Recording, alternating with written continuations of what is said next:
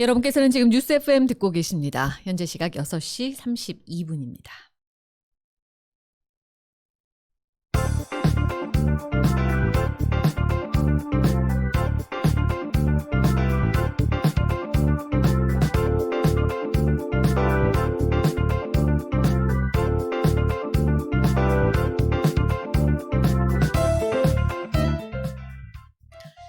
네, 미국 정치 이야기 시작하겠습니다. 미주 한인 유권자연대 KGC 장성관 사무차장님 연결돼 있습니다. 안녕하세요.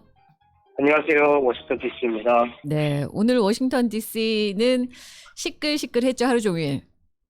오늘 날씨도 폭염이었고요. 또 백악관 주변에는 아주 인산인해를 입었습니다. 맞습니다. 오늘 BTS가 백악관에 등장한 날이라 아마 많은 팬들이 몰리지 않았을까라는 생각이 드는데 오늘 BTS가 백악관을 방문했고 기자실에서 연설도 했어요. 연설까지는 아니고 간단한 브리핑 같은 걸 했어요. 오늘 전체적인 그 일정을 좀 소개해 주세요. 예, 일단 지난 목요일이죠. 5월 26일에 백악관은 BTS를 백악관으로 초청했다고 발표를 했습니다. 이때 보도자료에 따르면 아시아계 대상 증오 범죄와 또 내년 5월에 있는 아시안 문화유산의 달이 끝나기 전에 이를 기념하기 위해서 초청을 했다고 밝혔는데요. 오늘 BTS는 백악관에 오후 2시쯤에 도착한 것으로 알려졌고요. 큰 기대와 관심 속에서 백악관 경내를 투어를 했고 또 백악관 디지털 소통팀과 함께 짤막한 컨텐츠를 촬영했다고 합니다. 이 내용이나 공개 시점은 아직 밝혀지지는 않았는데요. 아무래도 바이든 정권 홍보를 위한 내용으로 지금 추출이 되고 있습니다. 그리고 나서 오후 2시 반을 조금 넘겨서 내일 준비가 되어 있는 백악관 1일 브리핑에 이제 시작이 됐고요. 네, 이 브리핑이 시작하기 전에 이 브리핑은 뭐 아시겠지만 매일 오후 2시나 3시쯤에 진행이 되고 또 많은 뉴스를 통해서 생방송으로도 전해지지만 트위터, 유튜브, 페이스북 같은 온라인 소셜미디어를 통해서도 생중계가 됩니다. 오늘 같은 경우는 전례 없는 수치의 동시 접속자들이 몰리는 바람에 스트리밍이 일시적으로 지연이 되기도 했습니다.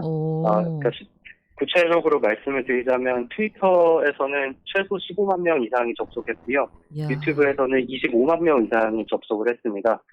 평소 같으면 트위터에는 한 15,000명, 네. 유튜브에는 한 25,000명 정도가 접속하는데요. 평소에 10배 이상이 접속을 했다고 생각하시면 될 것 같습니다. 그렇군요. 역시 BTS네요.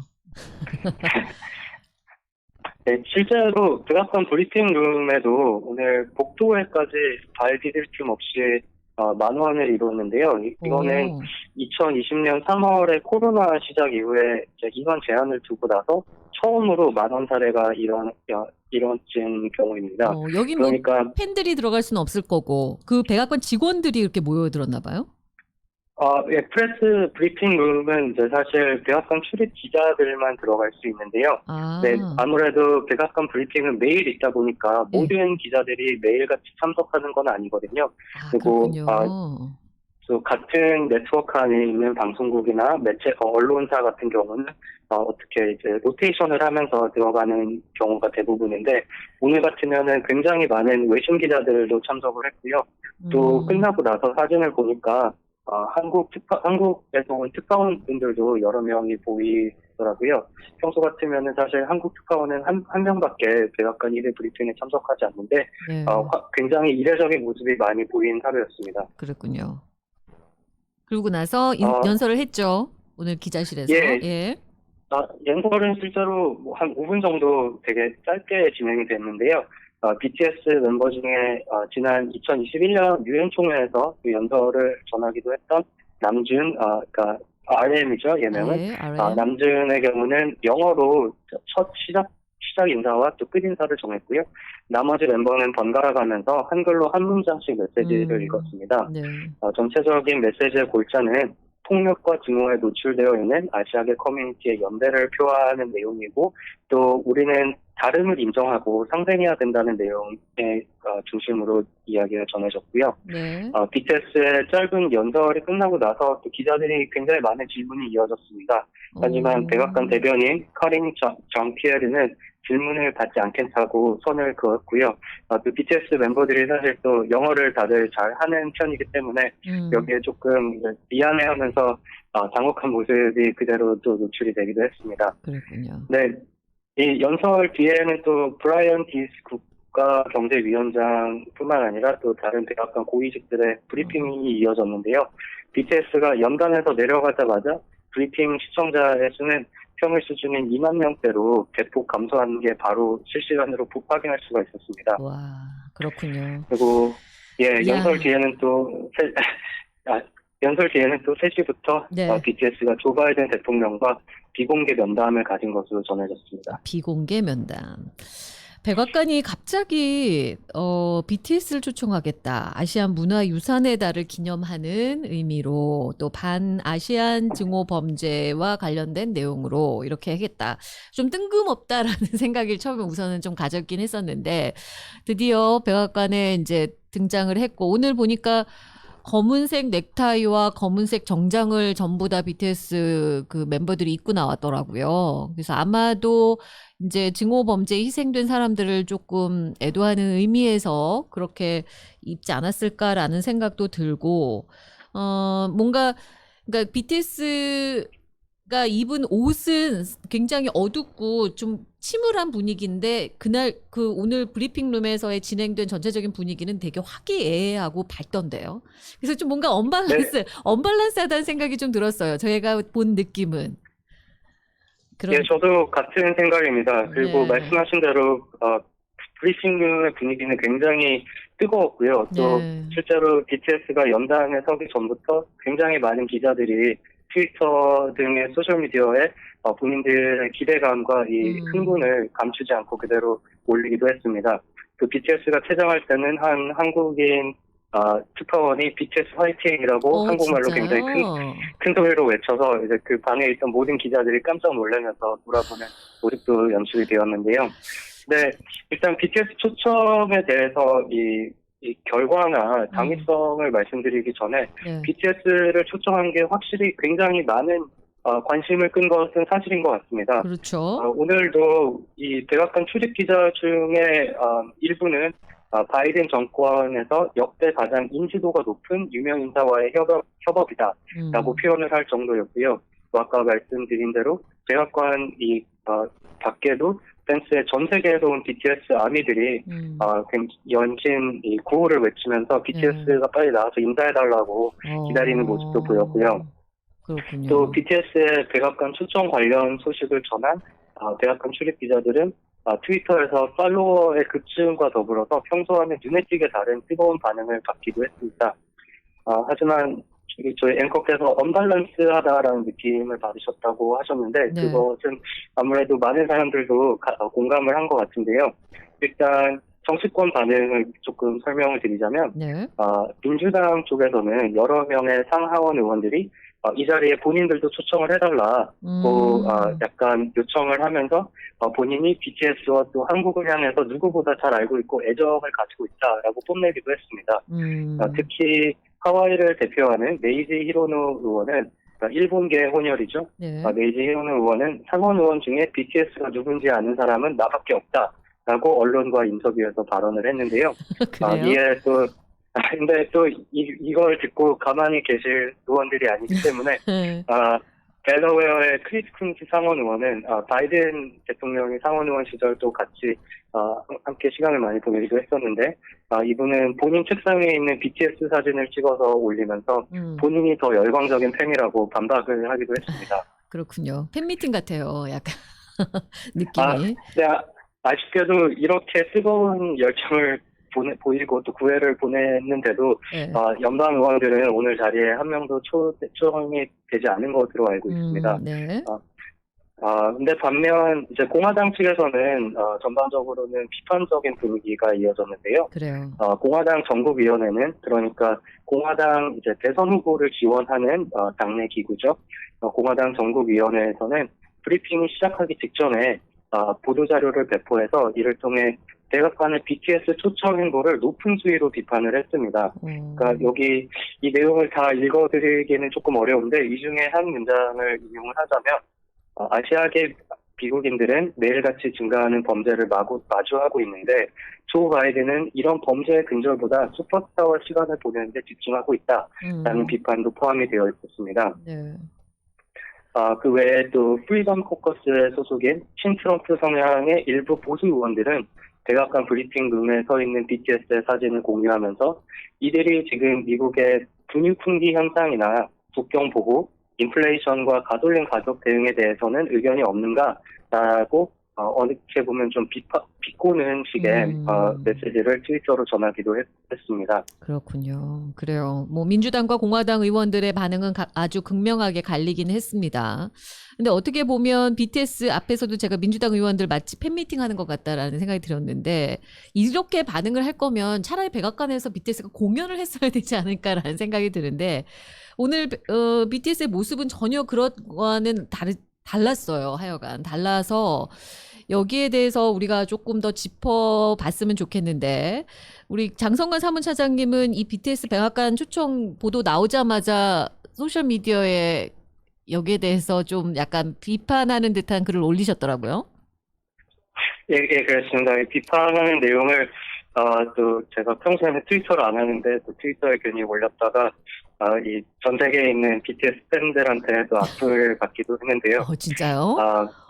근데 저도 기본적인 입장으로는 처음에 반응은 굉장히 의아했습니다. 그리고 저뿐만 아니라 이 아시안 아메리칸 이슈나 또 K-팝 같은 이 대중문화에 대해서 글을 쓰는 많은 컬럼니스트들 사이에서도 입장이 굉장히 분분하게 갈린 것이 사실이고요.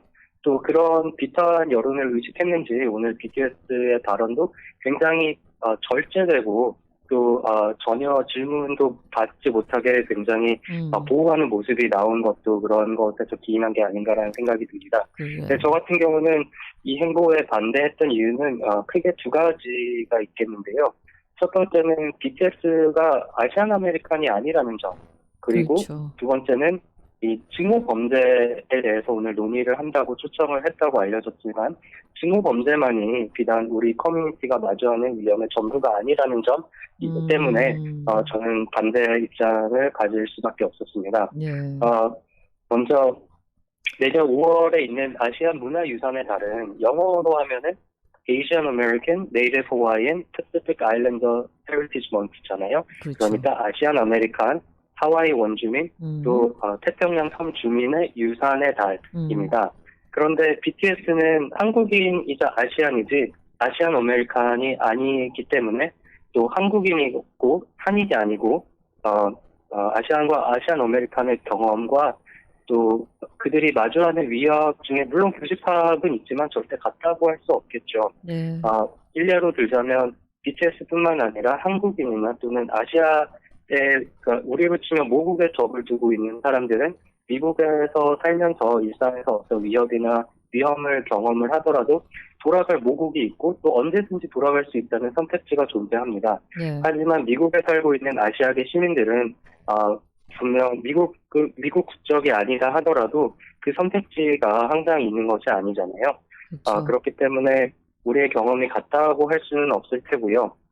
맞습니다. 또 나아가서 미국에 살고 있는 아시아계 주민들을 향하고 있는 위협은 아시아는 외국인이다라는 인식에 기인한 것이기 때문에 외국인을 초청해서 아시안 아메리칸에 대한 현안을 다루는 것 자체가 오히려 해를 끼칠 수도 있다고 생각합니다. 왜냐하면 아시안 아메리칸과 아시아는 같다. 고로 아시안 아메리칸들은 외국인과 같다라는 인식을 더 강화할 수도 있기 때문입니다. 그러네요. 우리는 여기 살고 있는 아시안들은 우리도 미국인이다. 우리는 아시안이 아니다, 외국인이 아니다라는 걸 강조하고 싶은데 어떻게 보면 그러니까 BTS가 유명하고 뭐 전 세계적으로 팬들에게 굉장한 사랑을 받고 있고 훌륭한 가수라는 거는 알겠지만 과연 5월 아시안 문화유산의 달을 대표할 수 있는 그런 대표성이 그들에게 있는 것이냐. 그다음에 그리고 과연 이들이 이 미국에서 벌어지고 있는 아시안 증오범죄 또 아시안을 대상으로 하는 여러 가지 차별적인 부분이나 여러 가지 문제들에 대해서 과연 그들이 얼마나 알고 있을까? 공감할 수 있을까? 그들을 대표해서 내세운들 이 문제가 해결이 될까? 이런 데 대해서 문제의식을 가지셨다는 얘기죠. 예, 그렇습니다. 그런 점에서 BTS의 오늘 발언에서도 사실 이제 아시아계 대상 뭐 징후 범죄라든지 폭력에 대해서는 많은 말을 하지는 않았고 또 시작 부분에서도 이 아시아계 미국인들이 마주하는 상황에 연대의 의미로 왔다라는 발언을 했는데요. 맞아요. 그 발언은 굉장히 사려짓고 또 적절한 발언이었다라고 생각이 됩니다. 하지만 반면에 백악관 보도자료나 또 오늘 브리핑에서 사용된 표현과 용어는 조금 문제의식이 결여됐다고도 볼 수 있겠는데요. 네. 왜냐하면 마치 징후 범죄만이 문제이고 또 이런 문제는 코로나19 팬데믹 시기에만 만연한 것으로 오해하기 쉽게 표현이 되어 있습니다. 그러니까 이런 부분은 사실 일전에 말씀드린 메이지 히로노 의원을 비롯해서 아시아계 연방 상하원 의원들도 꾸준히 제기하고 있는 문제 중에 하나인데요. 예. 왜냐하면 이런 아시아계 대상 인종주의에 기반한 폭력이나 또는 이 구조적인 차별은 사실 지난 2년 반 동안에만 있었던 것이 아니라 아시아들이 미주에 도착한 200년 이상의 역사 동안 항상 있었던 일이고 또 반복되는 일이고요. 또 뿐만 아니라 아시아계를 향한 폭력과 관련된 사건은 징후범죄로 규정되지 않는 경우가 훨씬 더 빈번한 것이 현실입니다. 그렇기 때문에 징후범죄에 제한해서 용어를 사용하거나 또는 바이든 대통령과 BTS가 논의를 하는 것은 이 문제에 대한 대중들의 인식을 제고하는 데에 정말 적절한 것인지 의문이 들 수밖에 없는 부분입니다. 그렇죠. 우리가 지난 시간 동안 계속해서 겪어왔던 여러 가지 그 증오 범죄들, 과연 우리는 한 번도 그 증오 범죄들을 겪고 그런 뉴스들을 접하면서 BTS를 떠올려 본 적은 없거든요. 근데 왜 백악관은 BTS를 떠올렸을까요? BTS도 오늘 그 자리에 쓰긴 했지만 그들로서도 굉장히 부담스러운 자리가 아니었을까라는 그런 느낌도 좀 들긴 하더라고요. 예, 저도 공감하는 바입니다. 그러니까 차라리 이 할리우드나 이 연예계 엔터테인먼트 산업에서의 아시아계를 향한 뭐 증오나 잘못된 인식에 대해서 이야기를 하는 자리였거나 네네. 또는 같은 주제였더라도 UN 같은 다국적 기구에서 말을 했으면 오히려 적절하지 않았을까 싶기도 하고요. 맞아요. 또 한미 정상회담이 일어난 지 얼마 안 됐는데 차라리 한미 관계의 포괄성을 상징하는 의미로 자리에 했다면 오히려 더 적절하지 않았을까 하는 아쉬움도 남습니다. 그렇습니다. BTS가 와서 무슨 말을 할 수 있겠어요? 그들은 보편적인 얘기밖에 할 수가 없거든요. 뭐 그들이 어느 특정한 집단이나 그걸 대표할 수 있는 사람들이 아니기 때문에 그래서 그런 면에서 오늘 그래서 뭐 그들이 발언한 내용들 보면 굉장히 그냥 폭넓은 그런 내용이죠. 그런 내용들을 얘기를 할 수밖에 없었을 거고 그런 면에 있어서 과연 우리 아시안들의 문제들을 얼마나 그들이 대표할 수 있었을까라는 아쉬움이 남기는 합니다. 예, 그렇습니다. 그러니까 제가 지난 2월 달에 뉴저지 스타레저에 기고하기도 했지만 이 문화예술적인 측면으로만 우리의 대표성 강화나 우리의 존재를 부각하는 일은 이제 조금 지양해야 되지 않나 싶습니다. 분명히 문화예술적으로 대표성이 강화되는 것은 분명히 의미 있는 발전인 것은 사실이고 하지만은 그것은 이제 인기와 관심을 제고하기 위한 수단으로 사용이 되어야 하지. 그리고 또 상징적인 발전은 결과가 아니라 우리가 사용하는 수단이고 지나가는 과정임을 다시 한번 우리가 새겨봤으면 좋겠습니다. 맞습니다. 그래서 코리안 문화들이 이렇게 전 세계적으로 각광을 받으면서 우리 아시안 문화에 대한 위상은 높아지죠. 분명히 기여하는 부분들이 있습니다. 상당히 우리 어디 가서나 이제 한국 사람 하면 다 한국 굉장히 자랑스럽게 얘기할 수 있고 누구나 그렇게 또 여겨주잖아요. 그렇지만 그것과 정말 이곳에서 겪고 있는 아시안들이 겪고 있는 여러 가지 문제점들, 어려움들에 대해서 과연 그것이 대표할 수 있을까? 그것이 해결책이 될 수 있을까라는 부분에 있어서는 확실히 의문이 드는 이번 BTS 초청이 아니었나라는 생각이 들어요. 예, 분명히 의도는 좋았으나 결과에 있어서는 조금 아쉬움이 남는다라고 맞습니다. 표현할 수 있겠습니다. 맞습니다. 그럼에도 올해 아시아 문화유산의 달에는 의미 있는 진전들 몇 가지 있었습니다. 지금 한 1분 30초 정도 남았는데 마무리 좀 해주시죠, 이 내용으로. 예, 요번 달에는 그래도 지난 문화유산의 달과 다르게 몇 가지 의미 있는 진전이 있었는데요. 하나는 연방의회에서 이제 아시아계 역사 박물관 설립을 위한 공식 연구 착수를 허용하는 법안이 상하원을 통과했습니다. 그래서 이것은 이제 조 바이든 대통령의 서명이 지나면은 공식으로 연구가 착수가 되고 또 스미소니안 재단 산하로 아시아계 역사 박물관이 곧 설립이 될 것으로 예상이 되고요. 예. 또 지난 26일 목요일에는 뉴욕 시장이 에릭 아담스 시장이 뉴욕 시내 공립학교의 커리큘럼에 아시아계 역사를 의무적으로 포함할 것이라고 발표했습니다. 맞습니다. 그래서 이제 뉴욕주에서는 아직까지 갈 길이 멀지만 뉴욕시에서는 적어도 다음 학년도부터 시행이 될 것으로 예상됩니다. 네, 너무 늦었죠. 아시안 학생들이 무려 17%나 된다고 합니다. 뉴욕시에. 이 17%를 대표할 만한 그런 과목이 하나도 없었다는 거에 대해서 좀 부끄러워해야 되지 않을까. 그래도 지금이라도 이렇게 좀 한 걸음 진전한 것에 대해서는 박수를 보낼 수 있을 것 같습니다. 오늘 미국 정치 이야기는 여기서 마무리해야 되겠습니다. 오늘 굉장히 재밌었고요. 여러 가지로 아마 많은 분들이 좀 생각할 수 있는 시간이 아니었을까라는 생각이 듭니다. 오늘 귀한 말씀 감사합니다.